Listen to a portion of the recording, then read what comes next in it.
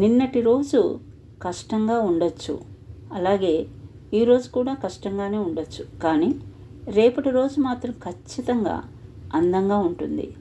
కాస్త ఓపికగా భరించిన నీ ఆత్మవిశ్వాసాన్ని ఎప్పుడు కోల్పోవద్దు.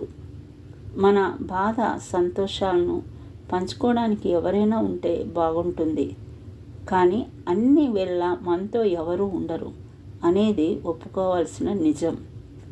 కష్టాల్లో ఉన్నప్పుడు నిజాయితీగా, సంపదలు కలిగినప్పుడు సాదాసీదాగా, అధికారంలో ఉన్నప్పుడు అణకువగా, కోపంలో ఉన్నప్పుడు మౌనంగా ఉండాలి. సాధన కోసం నీ శ్రమ ఎంత కఠినంగా ఉంటుందో దాని ప్రతిఫలం దానికి రెట్టింపు సంతోషాన్ని ఇస్తుంది.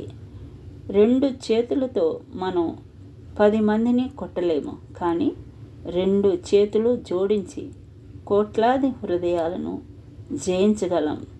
నమస్కారం మన సంస్కారం.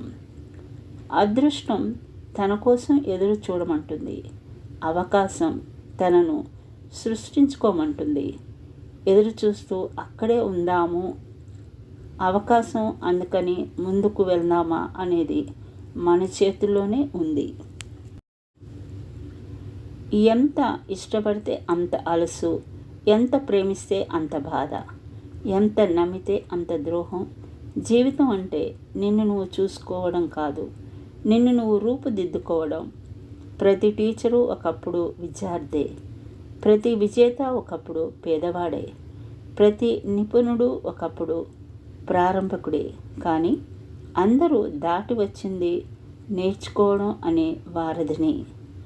ఎదుటి వ్యక్తిని చూసి అసూయ చెందడం వలన ఇంకా నువ్వు దిగజారడం తప్ప చేసేది ఏమీ ఉండదు. జీవితం ఏదైనా సరే ఇష్టపడితేనే నచ్చుతుంది, అలాగే కష్టపడితేనే నచ్చుతుంది, అలాగే కష్టపడితేనే దక్కుతుంది, నిలబెట్టుకుంటేనే మిగులుతుంది. నీ స్థాయిని పెంచుకోవడానికి ఇతరుల స్థాయిని తగ్గించకూడదు.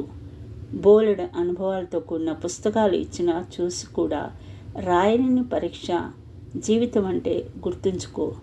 నీ అనుభవమే సమాధానం. మనిషికి పొగరున్నా పర్వాలేదు, కానీ నటన ఉండకూడదు. కలుపుగోలుగా ఉండకపోయినా పర్వాలేదు, కానీ కల్తీ స్వభావం ఉండకూడదు.